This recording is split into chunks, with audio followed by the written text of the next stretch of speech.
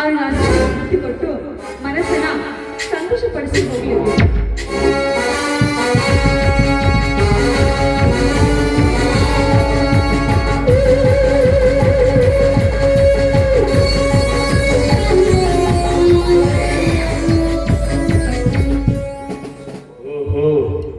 ನನ್ನ ಮುದ್ದಿನ ಲಕ್ಷ್ಮಿ ಇಲ್ಲಿಯೇ ಇದ್ದಾಳೆ.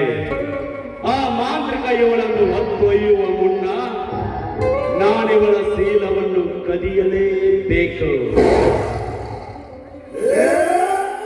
ಲಕ್ಷ್ಮಿ ನಿಲ್ಲು.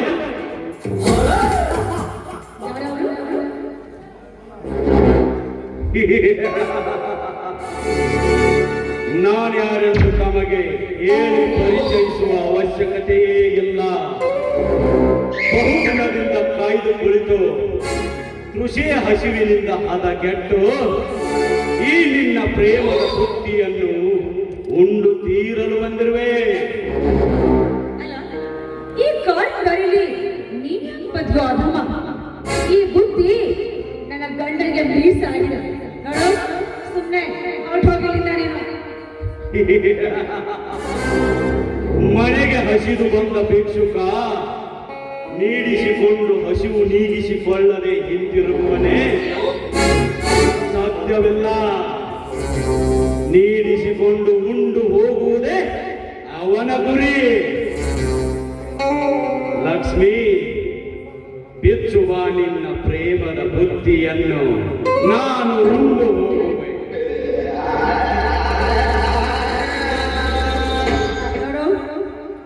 ನನ್ನ ಗಂಡ ತಾಳಿ ಕಟ್ಟುವ ಸಮಯ ಸಮೀಪ ಬರ್ತಾ ಇದೆ. ಇದಕ್ಕೆ ನಮ್ಮ ಮಾವನ ಆಗ್ರಹಗೋಸ್ಕರ ಸ್ವಲ್ಪ ತಡೆ ಹಿಡಿದಿದೆ ಅಷ್ಟೇ. ಯಾಕಂದ್ರೆ ನಿಮ್ಮ ಪಾಪದ ಕೂಡ ತುಂಬಾ ಬೇಕಲ್ವಾ? ಅದಲ್ಲದೆ ನಿಮ್ಮ ಮಧ್ಯೆ ಮನೆಯಲ್ಲಿ ರಣಕಹಳೆ ಮೊಳಗಬೇಕಲ್ವಾ? ರಣಕಹಳೆ ಅಂತ ಯುದ್ಧದ ಪ್ರಾರಂಭದ ಬುದ್ಧಿಯೇ ನನ್ನಲ್ಲಿ ತಯಾರಾಗುವಾಗ ಅವರೆಲ್ಲಿಂದ ಮೂಡಬೇಕು ರಣಕಹಳೆಯನ್ನು? ನಾನು ಚಲದಂಕಮಲ್ಲ. ಚಲದಂಕಮಲ್ಲ ಅಂತ ಮಾತಲ್ಲೇ ಹೇಳ್ತಾ ಸೂರ್ಯಯಂತ್ರನ ತಂಗಿಯನ್ನ ನನ್ನ ಮೈದ ಶಿಶುವಿಗೆ ಮದುವೆ ಮಾಡಿಸಿ ನನ್ನ ಮಾವನಿಗೆ ಇಲ್ಲ ಸಲದ ಅಪವಾದ ಹೊರಿಸಿ ಮನೆಯಿಂದ ಆಚೆ ಹಾಕಿದ್ರಲ್ಲ. ನಾಚಿಕೆ ಆಗ್ಬೇಕು. ಹೇಸಿ ಜನ್ಮಕ್ಕೆ ನಾಚಿಕೆ. ಲಕ್ಷ್ಮಿ, ನಾಚಿಕೆ ಎಂಬ ಮೂರಕ್ಷರದ ಮರ್ಮ ತಿಳಿದುಕೊಂಡೆ ನಾನು ಈ ಕೆಲಸಕ್ಕೆ ಕೈ ಹಾಕಿರುವೆ. ನೀ ನಿಮ್ಮಣ್ಣನ ಮನೆ ಸೇರುವ ಮುನ್ನ ನನ್ನ ಕೈ ಸೇರುವ.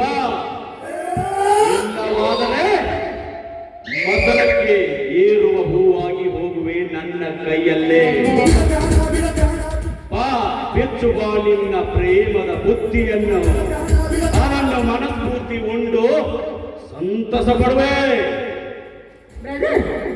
ಕೊನೆಯದಾಗಿ ಒಂದು ಮಾತು ಹೇಳ್ತೀರಿ, ಸರಿಯಾಗಿ ಕೇಳಿಸ್ಕೊಂಡಿದ್ದೀನಿ.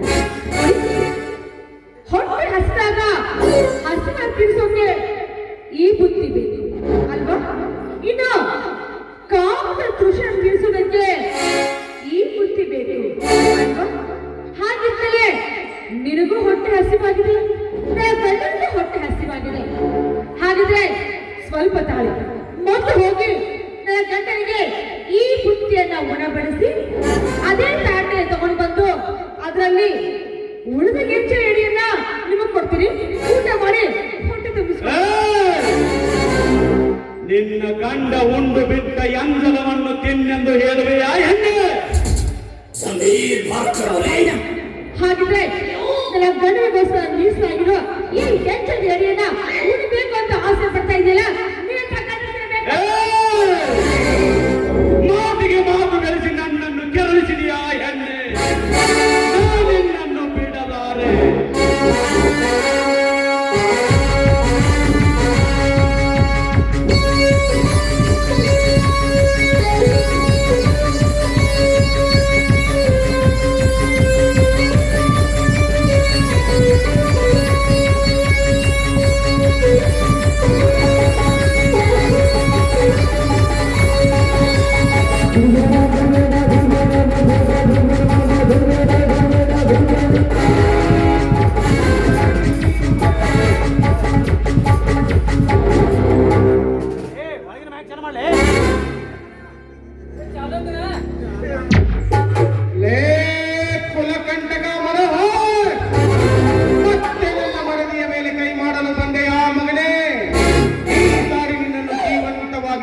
ಮಾಡುತ್ತಾರೆ.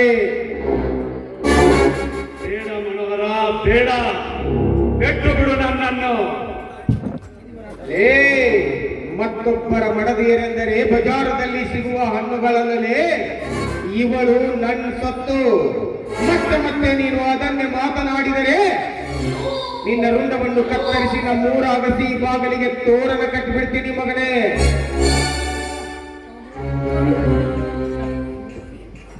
ದಯವಿಟ್ಟು ಈ ಸಮಯದಲ್ಲಿ ಅವರಿಗೆ ಜೀವನ ಮಾಡಿ. ಕೈ ಬಿಡು ಲಕ್ಷ್ಮಿ. ಈ ಬೀರ ಎತ್ತಿದ ಕೊಡ್ಲಿಯನ್ನು ಹಿಂದಕ್ಕೆ ಇಟ್ಟ ಅಭ್ಯಾಸ ಇಲ್ಲ. ಸರಿ, ಹಿಂದಕ್ಕೆ. ನೀವು ಆ ಕೈನ ಇಳಿಸ್ತಾ ಹೋದ್ರೆ ನಿಮಗೆ ನನ್ನ ಮೇಲೆ ಹಾನಿ ಆಗಿದೆ. ಛೇ ಲಕ್ಷ್ಮಿ, ಎಂತವನಿಗೆ ಜೀವದಾನ ಮಾಡಿಬಿಟ್ಟೆ ನೀನು. ಹೋಗ್ಲೇ ಹೋಗು, ಇದೊಂದು ಸಾರಿ ಬದುಕಿಗೂ ಹೋಗು.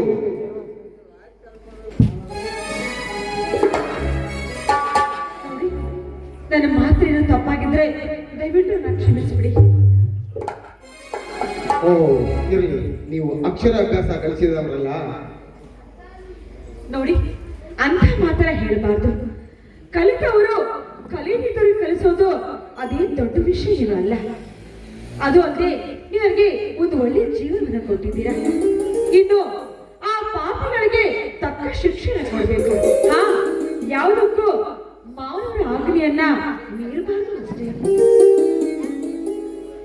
ಅದು ಅಲ್ಲದೆ ನಿಮಗೋಸ್ಕರ ಬಿಸಿ ಬಿಸಿ ಅಡುಗೆ ತಗೊಂಡಿದ್ದೇನೆ. ನಡೀರಿ, ಹಸಿದ ಹೊಟ್ಟೆಗೆ ಊಟ ಬಿಡಿಸ್ಕೊಂಡು ಊಟ ಮಾಡೋಣ. ಯಾಕಂದ್ರೆ ನಿಮಗೋಸ್ಕರ ಕುರಿಗಳು ಕಾಯ್ತಾ ಇರ್ಬೋದು ಅನ್ಸುತ್ತೆ ಅಲ್ವಾ? ನಡೆಯಿರಿ, ಅಲ್ಲಿವರೆಗೆ ಆಡುತ್ತಾ ತೆಗೆಯುತ್ತವೆ.